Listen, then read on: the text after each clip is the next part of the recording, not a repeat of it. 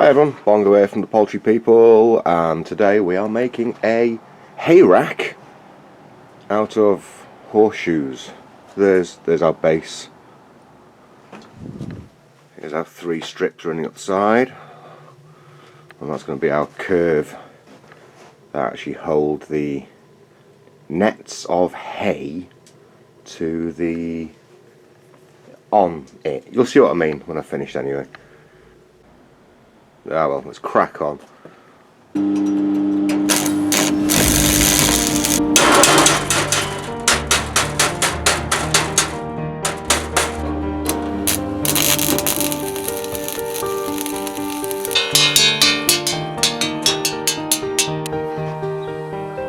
Okay, looking good. We've just got to work on our 3 legs now.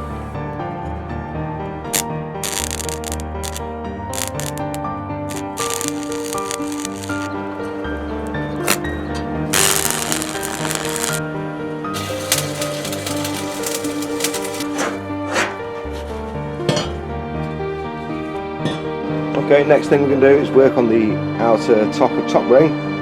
So I've got 3 set up like this. I'm just going to weld these in place.